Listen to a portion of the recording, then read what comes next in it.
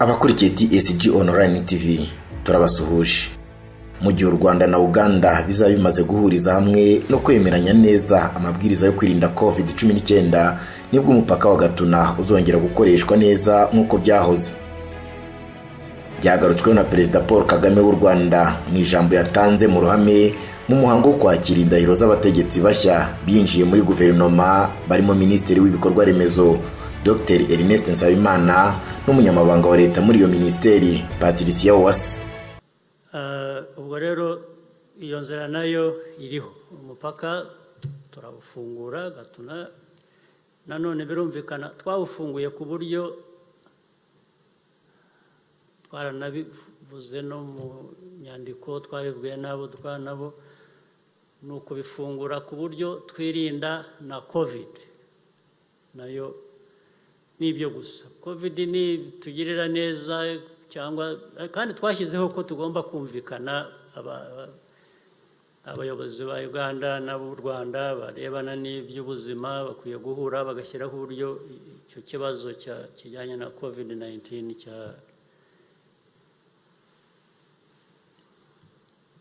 cyakwitabwaho ku buryo bidatera ikibazo uruhande urwo ari rwo rwose, rwaba Uganda cyangwa rwaba u Rwanda.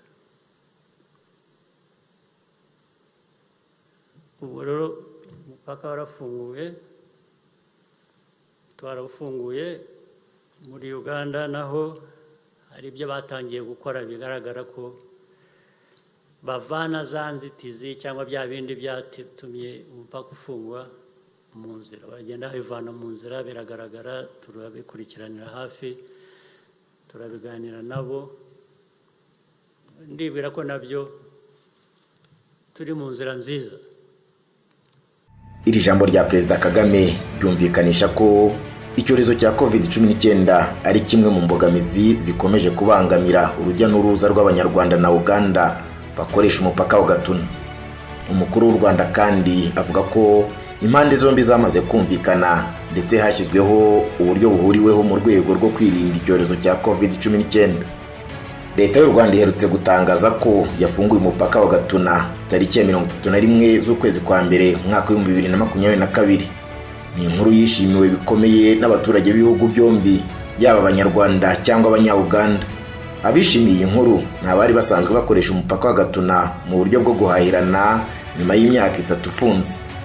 Icyakora ibi byishimo bisa n'ibyaje gukomwa mu nkokora no gushyiraho igisa n'amananiza ku muntu ushaka kwambuka, bituma urujya n'uruza rutamera nk'uko byahoze mbere. Aha abaturage bakomeje kuguma mu rujijo bibaza impamvu byatangajwe ko umupaka wafunguwe ariko ntibemererwe kwambuka nk'uko byahoze. Icyakora urujijo rwaje gukurwaho n'umukuru w'igihugu Paul Kagame watangaje ko hari ibikiganirwaho bijyanye no kurinda abaturage COVID-19. Umva byinshi muri iri jambo ryatanzwe n'umukuru w'igihugu kuri uyu wa kabiri tariki ya 8 z'ukwezi kwa kabiri 2022. Muraho neza mwese.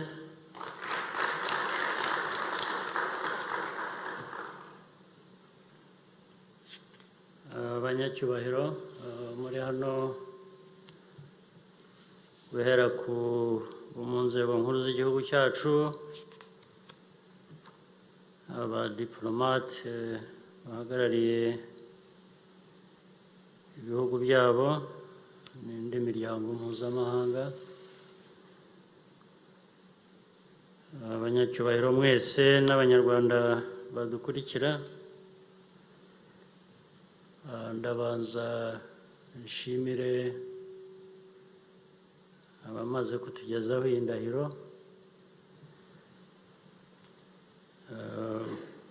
Ubusanzwe bari bafite indi mirimo bakoraga, ubu ni ugukomeza rero mu zindi nzego gukora imirimo yindi uko bikwiye, ngira ngo tubisubiyemo kenshi. Imirimo dukorera igihugu cyacu, dukora mu nzego zitandukanye, birumvikana biraterwa n'aho tuva nk'igihugu n'aho twifuza kugana. hagati aho rero nanone biterwa n'imikorere yacu,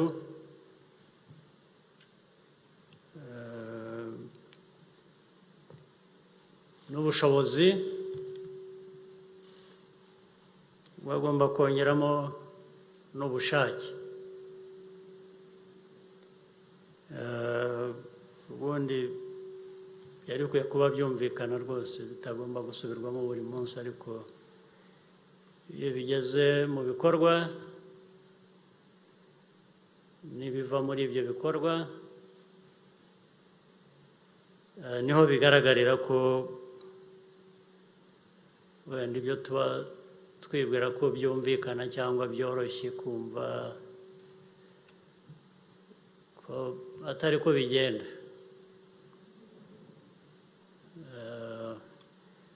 Abantu benshi kubusanya imvugo n'ingiro kugera ku ntego, kenshi siko tubibona, ariko ntibibuza kubisubiramo kugira ngo umuntu akomeze avuga uburemere bw'ibyo ngibyo tuba dukwiriye kuba dukora, kenshi wenda tudakora, ndetse tudakora rimwe na rimwe atari uko hari n'impamvu igaragara yumvikana yabitubujije. Oya, ni impamvu nakubwira wibagiwe, umaze wibagirwa buri gihe. Kwibagirwa nibyo birashoboka, abantu baribagirwa, ariko wakwibagirwa buri gihe? Wakwibagirwa mu bikomeye se? Ibintu abantu bashobora gutakazaho ubuzima,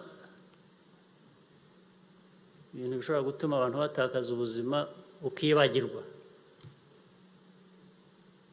So umuntu, ibintu byapfa kuri wowe wibagiwe, cyangwa se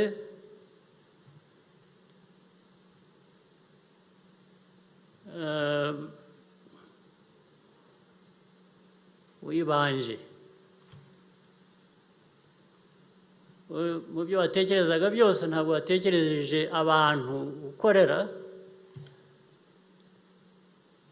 wihereyeho, inyungu zabaye izawe, ibyo abandi bazategereze byabageraho bitabageraho.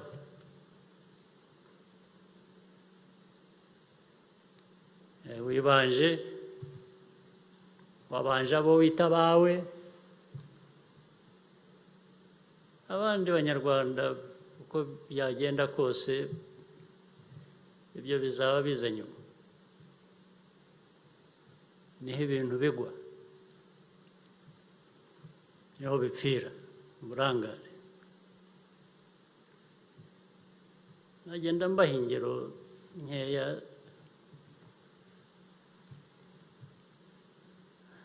ibingibi dufasha abantu batishoboye, tugashyiramo imbaraga nyinshi, tugakora ibishoboka, tukabubakira amazu muri porogaramu zitandukanye,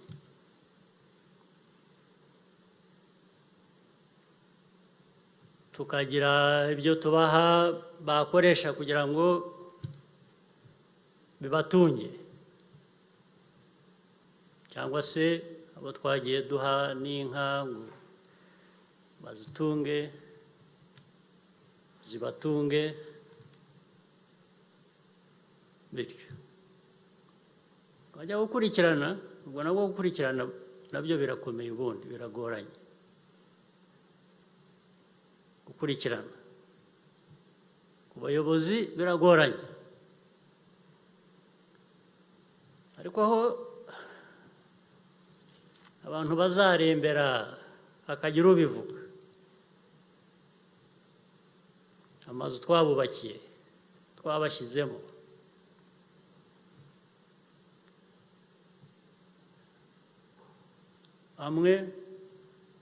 bamwe ayo mazu yabaguye hejuru, cyangwa se akagwa gusa kubera ko yabuze gikurikirana ngo niba hari kitaratunganye gitunganywa. Inka zatanzwe guha abaturage,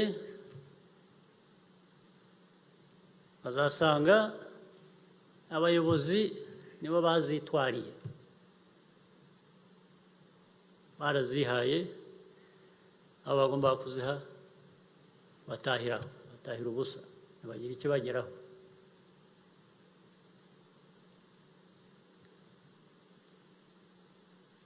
Birazwi bya za Nyagatare, umudugudu, abayobozi bakwiriye kuba bakurikirana ibyashyizwemo kugira ngo bifashe abaturage, ahantu bororera inka, umuyobozi akaza akishyiriramo iz'abaturage zigapfa cyangwa zikashaka ahandi, cyangwa se bakagomba kuzigurisha kuko badashobora kubona aho baziragirira kubera ko hose hatwawe n'umuyobozi.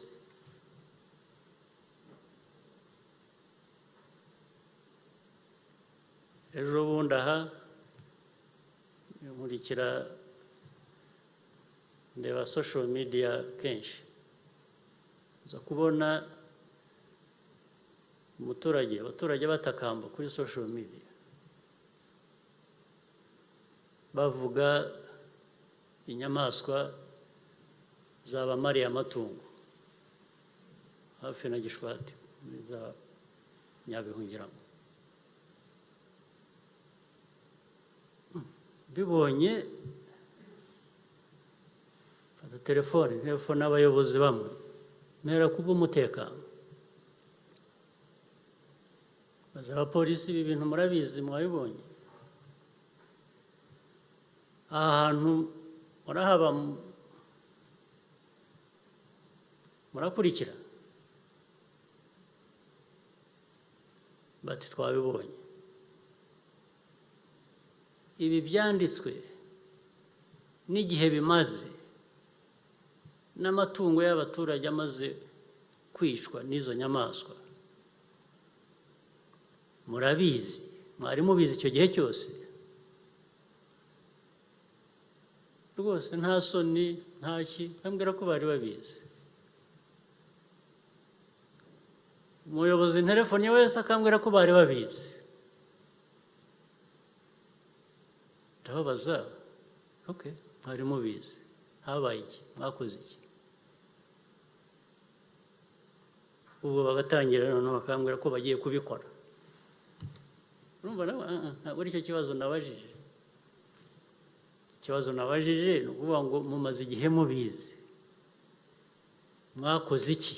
Ntabwo nkubajije ngo mugiye gukora iki, nakubajije ngo mwakoze iki cyangwa mwabujijwe n'iki kugira icyo mukora. Barambwira ngo icyo kibazo bakizi mu 2019 guhera uwo mwaka.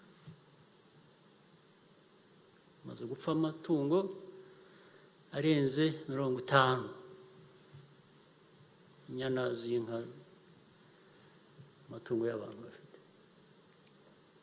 Guhera muri 2019. Ubwo abayobozi nk'ubwo iyo ndwara ibiri mu bayobozi umuntu ayivura ate, ni iyihe? Muyumva mute? Kandi ko bigenda bikagera kuri buri wese uri hano, wicaye hano, n'abandi badahari. Nguvuga se ko nta muyobozi uzi cyangwa ugera muri Nyabihu?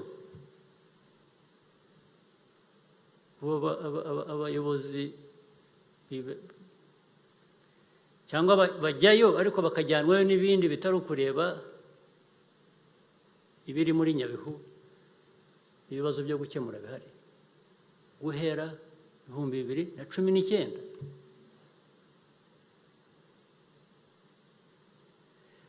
Ubwo navuga n'ibindi byinshi bijya biza muri social media, nkabaza bakavuga ibijyanye n'ubuzima, ibijyanye n'uburezi, ibijyanye n'ubuhinzi n'ubworozi. Ubwo nkabaza abaminisitiri, ariko bite ibi mwari mubizi?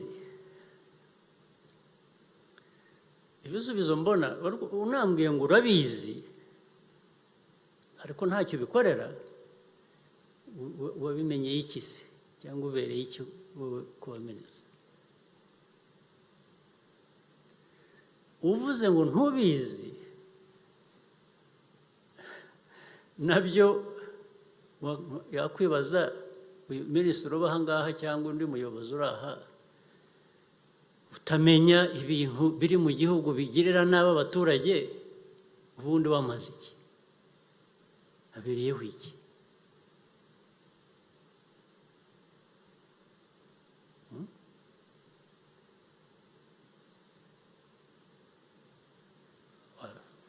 Najya kugira ngo wenda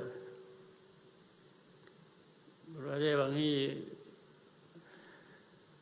indwara ya COVID yaciye ibintu, yatumye twambara ubupfukamunwa. Iyo uza kuba bwambara ku maso najya kuvuga ngo ntabwo babona, ariko nayo ufite icyo yadusigiye. Nibura dupfuka umunwa gusa, ubundi ntabwo ntidupfuka amaso, ntidupfuka amatwi. Twari dukwiriye kuba tubona, twari dukwiye kuba twumva. Ariko ngira ngo impamvu ni uko masike zipfuka ahantu mukoresha cyane hatagira n'ikivamo. Abantu baravuga cyane gusa kurusha gukora. Ngira ngo nayo yatugiriye neza, dupfuka iminwa ngo wenda barebe ko twakoresha amatwi cyangwa amaso.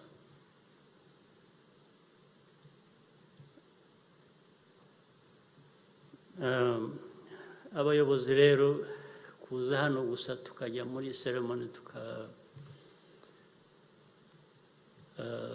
barahiza abantu, nyine ni nk'uko babyita ngo ni umugenzo.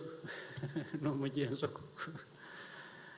kuza mukarahira, mugafata idarapo, mukisohokera. Ariko abantu gukora ibijyanye n'ibyo barahiriye ni ikibazo dukwiye kugisuzuma, cyangwa nibura tugiye dushyiraho abantu gusa turangiye kuri radiyo no kuri televisheni, abantu bitahire, aho kuza hano gushuka abantu gusa, kurahirira ibyuzi utazakora. Nta kamaro byaba bifite.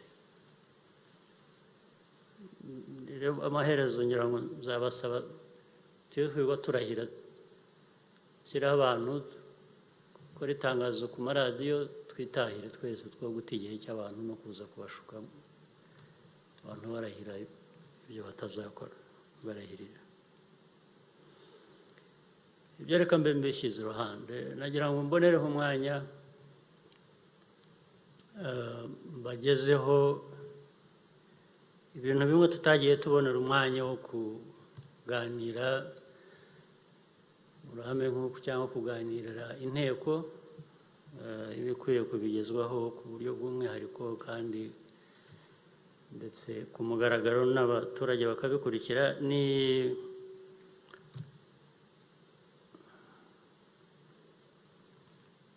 ibikorwa by'u Rwanda, reka mpere hanze y'igihugu cyacu, ndaza kugaruka ku byo mu gihugu imbere dukora cyangwa dukwiriye kuba dukora nanone. kugira ngo mpere ku karere n'abo dufitanye, ibihugu dufitanye imbibi, umubano wacu. Mpereye ku Burundi, kugira ngo ubushize mwabonye hari abayobozi bacu bagiye bahura n'abayobozi b'u Burundi ku mupaka cyangwa i Burundi. Vuba aha Perezida w'u Burundi anyohereza ubutumwa, yohereza intumwa zanye ubutumwa bwe bishaka ko nanone bikomeza inzira yo gushaka kubaka umubano hagati y'ibihugu byacu byombi. Navuga rero ko ari intambwe igenda iterwa ishimishije. Ngira ngo mu bihe biri imbere umubano uraza kugenda urushaho kuba mwiza, n'Abarundi n'Abanyarwanda babana uko bikwiriye, uko byari bisanzwe n'ubundi.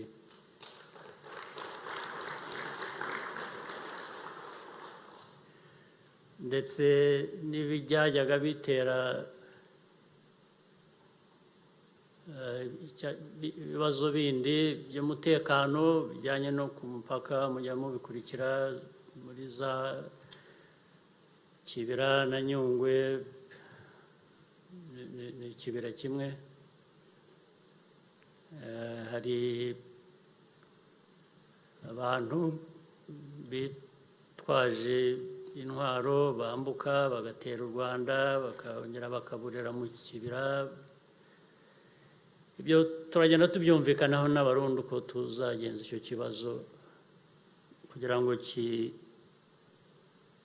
kiveho burundu.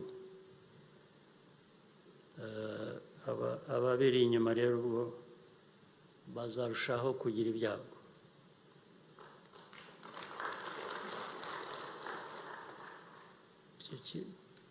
N'ubundi ntabwo ari cyari kigoye cyane, gusa ni nka menasi n'akantu n'ubuntu, ariko ubundi ubwo biraza kurushaho gutungana. Ibyo ku Burundi ngira ngo nta mbere cy'aho ngaho, ibindi muzabigezwaho mu bihe biri imbere. Hari Uganda, abaturanyi bacu mu majyaruguru, nabo twari dufitanye ibibazo, ndetse n'umupaka, ku gice cy'umupaka ntabwo ari wose kuri Gatuna, ariko nicyo gice kinini gikoreshwa cyane cy'umupaka. Yari imaze igihe harafunzwe, umupaka warafunzwe. Ariko ubwo mvuga ngo umupaka warafunzwe, navuga ko ni igikorwa u Rwanda rwakoze, rwafunze umupaka. Ku rundi ruhande hari icyatumye umupaka ufungwa. Ntabwo umupaka wapfuye gufungwa gusa ngo abantu babyuke mu gitondo basange umupaka ufunze. Hari impamvu, hari aho byaturutse. Ikibazo rero iteka cyahoze ari kuvuga ngo uyu mupaka ntushobora gufungurwa, ibyatumye ufungwa bitabanje ngo bikemurwe, bive mu nzira.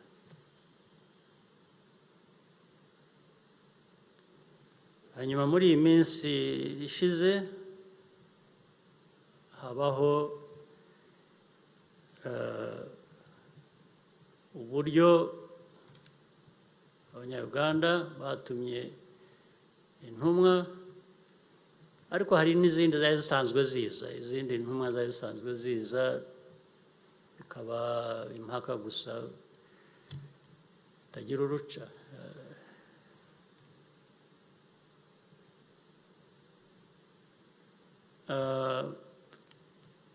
iyo ntumwa yazanye ubutumwa isa ni mu biganiro twumvikana ko hari ibyo twese twakora ndetse ariko njye nkomeza kuvuga ko gufungura umupaka ni byiza ariko gufungura umupaka udakemuye ikibazo cyatumye umupaka ufungwa ntabwo ari byo nta nubwo byakunda. Habaho kwemeranya ko n'ibyateye umupaka gufungwa nabyo bigiye kwitabwaho. Niba mwibuka mbashubije inyuma gato no kugeza vuba hasi kera abanyarwanda muri Uganda barahigwaga nk'uhiga inyamaswa. Hakabaho ikintu cyitwa ko abanyarwanda ngo bajya muri Uganda gutata n'intasi. Ubundi ibyo nayaga mbyumva hari icyo mbiziho gito byo gutata, ariko gutata ukohereza abanyarwanda bose kujya gutata, kohereza abantu magana igihumbi gutata, kohereza n'abana n'abakecuru ikiguzi cyacyo ntabwo nzi ko cyangana n'icyo waba ushaka muri uko gutata. Waba uri umuginga ukabije.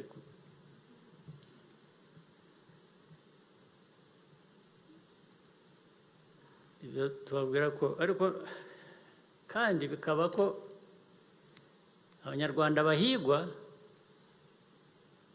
cyangwa bahigwaga ni abanyarwanda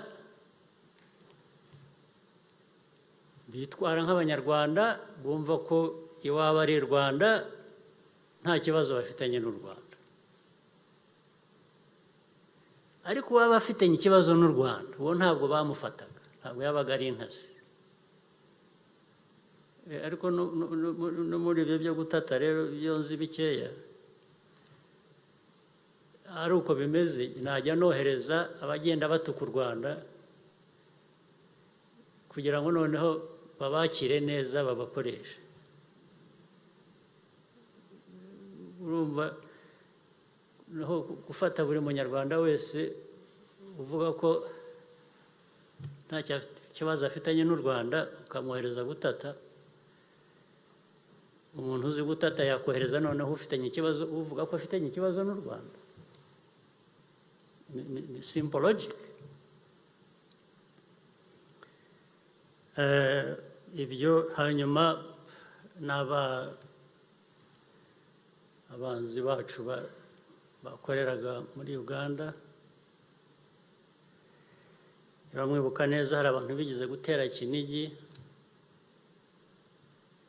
abasagutseho bakeya cyane, abandi bose bahasigaye.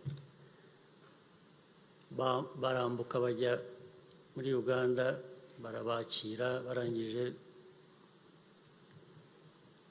batubwira ko babafunze.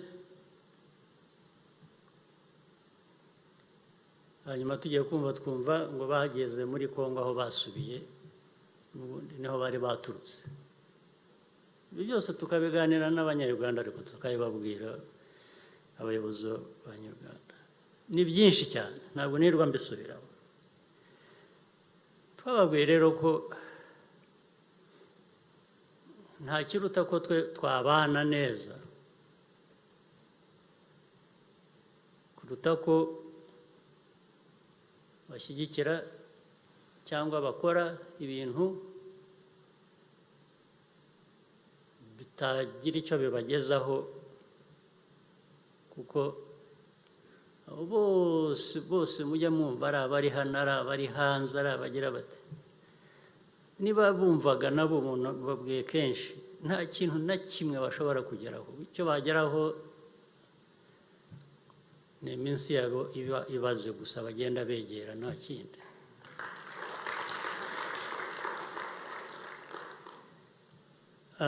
Ubwo rero iyo nzira nayo iriho, umupaka turawufungura Gatuna. Nanone birumvikana twawufunguye ku buryo twaranabivuze no mu nyandiko twabibwiye n'abo nabo, ni ukubifungura ku buryo twirinda na COVID nayo.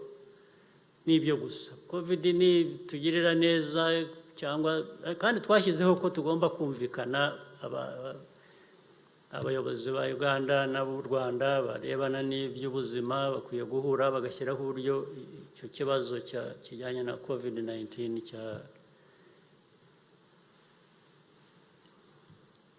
cyakwitabwaho ku buryo bidatera ikibazo uruhande urwo ari rwo rwose, rwaba Uganda cyangwa rwaba u Rwanda. Ubu rero umupaka warafunguye, twarawufunguye.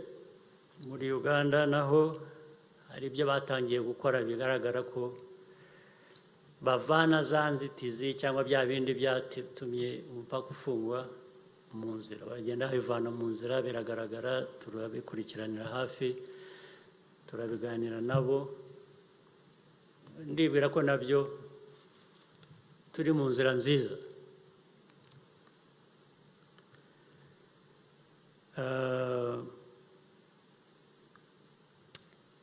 Ibya DRC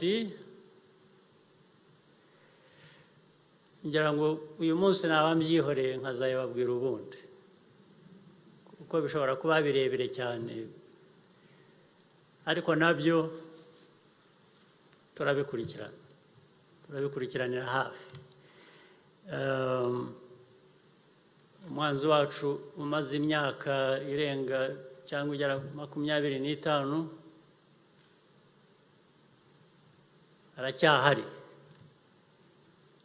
aracyahari ku buryo ndetse ibikorwa ubundi byashyizweho bivuga ko bigiye kurwanya icyo kibazo, bisa nk'aho ari ikibazo ahubwo bakireze kigakomeza kigakura. Ngira ngo nabyo bishobora kuba birimo gutanga akazi k'abantu bamwe ngo bihoreho abantu babyishyurirwa ngo barakemura icyo kibazo. Naho ntabwo nshobora kumva na rimwe ikibazo gishobora kumara imyaka 20 n'ingahe kigatwara miliyari 40 ingahe z'amadolari, ariko kigakomeza ari ikibazo kiri aho ngaho. Ubwo urumva ko hagomba kuba hari ibintu bitumvikana. Simfite uko nabisobanura, niyo mpamvu numva ntashaka kubitindaho cyane. Ariko icyo nari bugarukeho ni ukuvuga ngo ibyo byose hari byagiye bituruka aho hose mu karere nayo maze kuvuga, bigenda bikamara imyaka 3, 5 bikagaruka, bikamara 3 cyangwa 5 bikagaruka, bigahora shyira ku nkeke nk'u Rwanda. Wenda bizakomeza simbizi, ariko icyo navuga kandi mugomba kuba muzi ni uko duhora twiteguye guhangana nabyo. Ibyo nta kibazo, ntibitubuza gutera imbere uko bikwiye. Niba ari kuzabana nabyo gutyo igihe cyose, tuzabana nabyo dukore, ariko ubundi twebwe twifuza amahoro hano mu gihugu, twifuza amahoro mu karere, twifuriza buri wese amahoro.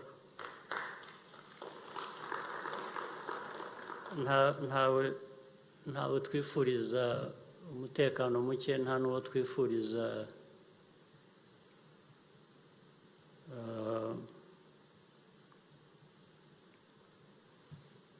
amahoro make, ariko utwifurije intambara nayo turayirwana, ibyo nta kibazo, nta kibazo rwose. Dufite abanyamwuga babyo babikora uko bikwiye, aba hano aba n'ahandi, cyane cyane ndetse kubera twebwe ko turi agahugu gato, ubu dogitirine yacu aho umuriro uturutse niho tuwusanga, ntabwo dutuma ugera hano kugira ngo, kuko turi agahugu gato, nta mwanya dufite hano wo kurwaniramo. Tuzarwanira aho intambara yaturutse, bo bafite umwanya wo kurwaniramo, niko bigenda.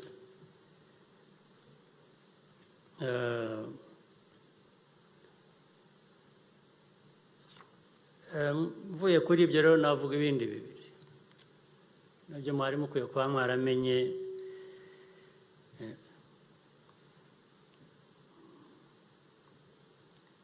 Ni Central African Republic.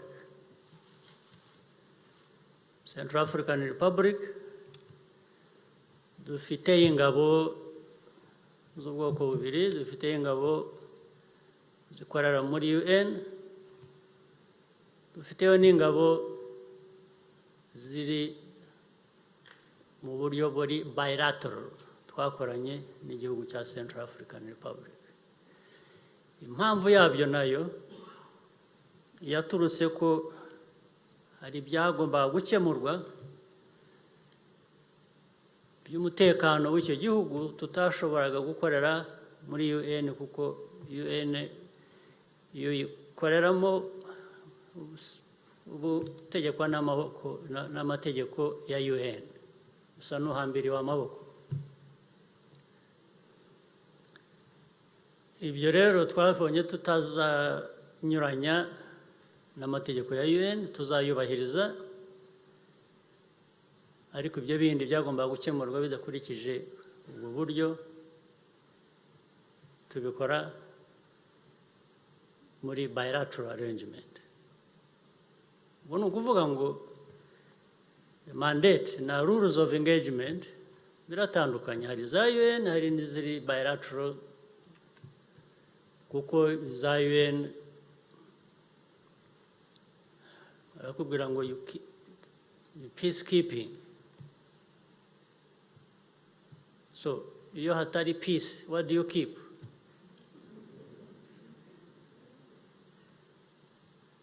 What do you keep? So rero uvuga ngo bilateral arrangement was to create peace, and then the peacekeepers can keep the peace.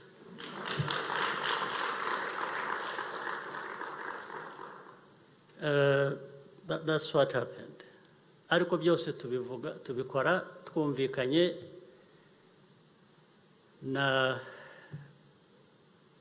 n'ibindi bihugu cyangwa n'iyo miryango itugenga,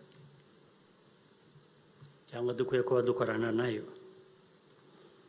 Naho rero muri ibyo byombi hashoboye kuba umutekano muri Central African Republic. Ibibazo byaba bisigaye ni ibya ba nyir'igihugu, hari ibyo ntabwo twajya muri politike z'igihugu ngo duhitemo umuyobozi cyangwa tuhitemo ibyo kundi babigenza, ntabwo ibyo tubishinzwe. So we create peace, we keep peace, and that country's institutions and the people then will do whatever they want to do for themselves. That's their business. At that point, it's none of our business. We don't get involved in the politics of a car or anything, no. We just get involved in peace and security matters under those two arrangements. Nisho twabikoreye nagira ngo parliamentarians mu byumve cyane cyane bari hano mumenye uko institution zanyu zindi zikora n'abanyarwanda ibyo bakora, ingabo z'u Rwanda na polisi ibyo bakora n'izindi nzego z'umutekano aho ngaho. Hanyuma Mozambique naho hari hamaze iminsi hari ikibazo kinini, imitwe y'iterabwoba yaratwaye igice cy'igihugu kinini ahantu hitwa Cabo Delgado province yonyine ubwayo iruta u Rwanda inshuro 3 province gusa yari yaratwawe n'imitwe y'iterabwoba. Nyiri icyo gihugu basaba ibihugu bitandukanye ko byafasha gukemura icyo kibazo, harimo n'u Rwanda. Hanyuma natwe twemeza ko tuzabafasha, turabikora. Igice kinini ubu cyabonye umutekano cya Cabo Delgado.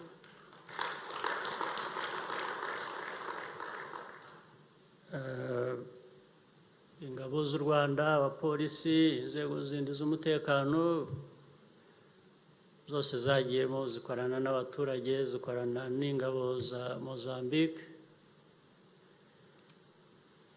kugira ngo dukemure icyo kibazo. Nacyo navuga nka 85% cyarakemutse.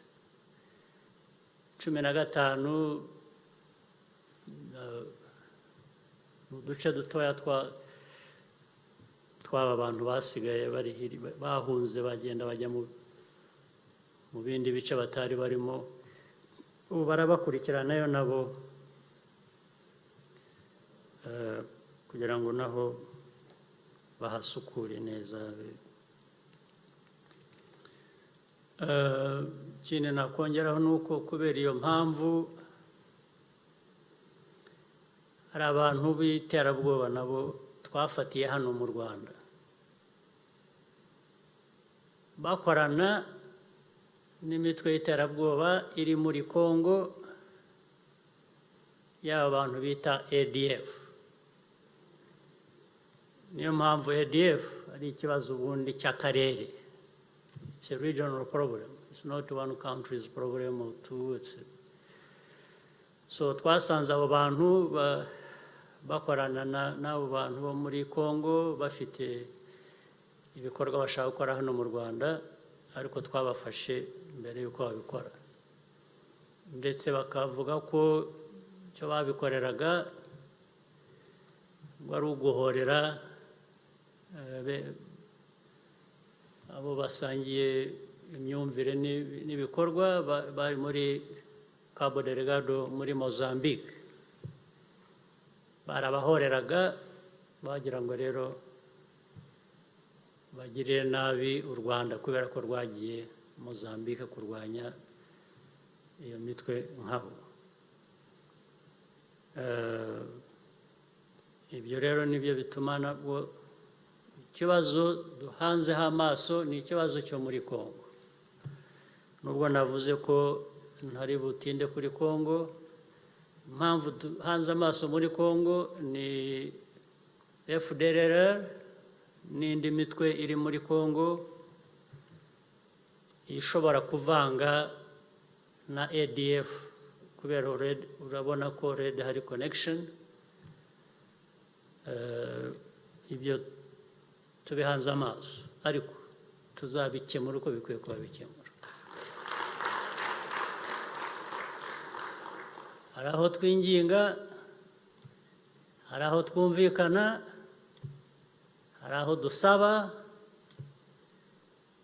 hari n'aho iyo byarenze umurongo tutagira uwo dusaba tugakemura ikibazo uko gikwiye gukemuka. Turacyari muri izo stages zo kumvikana, zo gushaka uburyo kuko ikibazo tureba twese dukwiye kucyumvikanaho, ariko tutacyumvikanyeho kikavamo ko kigiye guhungabanya umutekano w'u Rwanda kubera ko abandi birengagije ibyo twabasabaga, ubwo nyine niho havamo ko dukora ibyangombwa gukora, twaba twumvikanye twaba tutumvikanye. Ku mutekano w'u Rwanda ni priority. Muri priority zose tugira, umutekano niwo wa mbere, uza imbere, kuko nta bindi byashoboka hatari umutekano. Umutekano rero abakomeza kwibwira ko tutawukomeyeho baribeshya. Bahitamo gukoresha media zo hanze,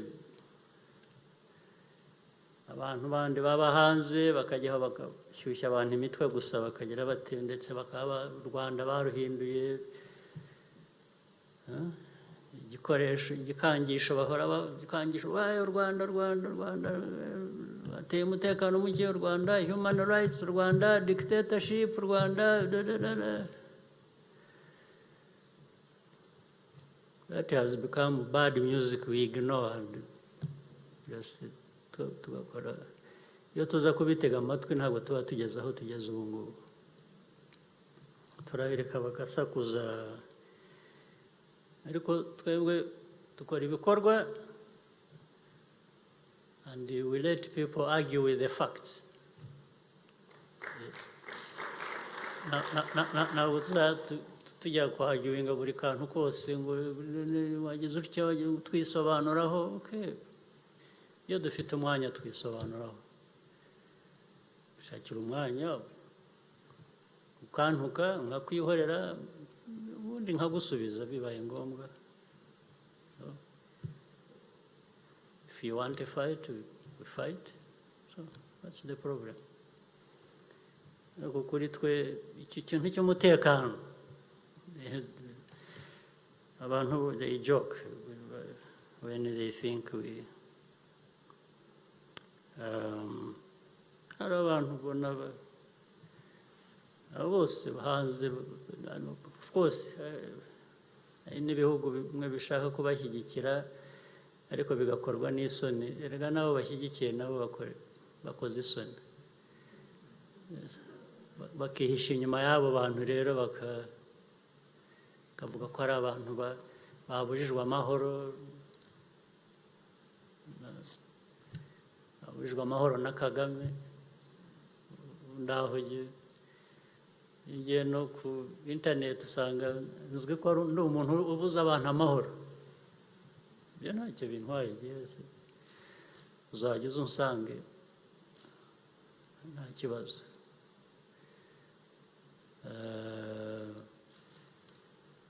Nabo tubabarira hano bamwe bari bari mu buroko bafunze, bari aho b'abagenosideri, nabo barangiza yasohoka bakaba bamuhinduye umudemokarate ngo ni umuntu urwanira freedom. Uri umugenosideri urwanira freedom? How? N'abantu barakubabariye, gasanga karimi karavuga gusa. Ibyo ntacyo abo bandi bose bari aho bari hose, buriya bazarinda basaza, twibereye hano twikorera natwe.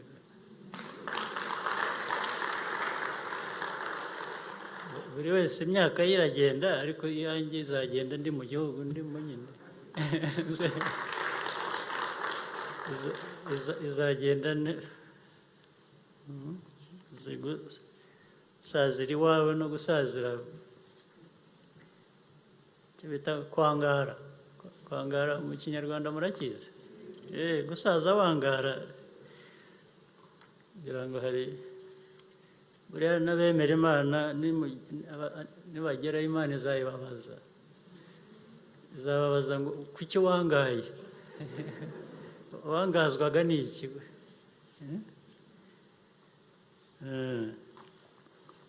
So hanyuma rero ibyo icya Mozambique nifuza kubabwira nuko niko ni hombi biragenda bitwara igihe ahantu tubona tuzamara igihe ntabwo nabura kubateguza ngo mbabwire ko bizatwara igihe kugira ngo by'umutekano wo kuwusubizaho biroroshye ariko gutegura abo twafatanyije nabo kugira ngo bashobore guhangana n'ibibazo byabo ibihe biri imbere nibyo bitwara umwanya nibyo bizadutwara umwanya haba muri Mozambique haba muri Central African Republic dushobora kugerayo igihe dutwara ngira ngo ubwo mube mubizi mube mubyiteguye ariko nta n'icyuho bidusigira hano kuvuga ngo abantu bagiye hanze gukemura ibibazo by'ahandi bafatanyije na ba nyiri ibibazo ariko bibagirwa hano ntabwo tuhibagirwa niho hambere duhera nta kizahungabana na busa kugira ngo gusa mbibategure kandi buri wese dushoboye gukorera hamwe kugira ngo igihugu cyacu gitere imbere ubwacu hano mu gihugu dutere imbere duteze imbere dufatanije n'abandi dukorana nabo tugire umusanzu dutanga byafasha dukomereza aho rero naho ibindi ibintu byoroshye ntihakagire ucika intege cyangwa ngo yibure buri hari ubwo mujya mureba mugasanga hari igihungabanye byaba ari ukureba nabi mujye muvana masks muzivane ku maso muzishyire ku munwa n'amazuru gusa ibindi murebe uko ibintu bikwiye kuba biboneka sibyo reka ndekeraho rero natinze cyane mugire umunsi mwiza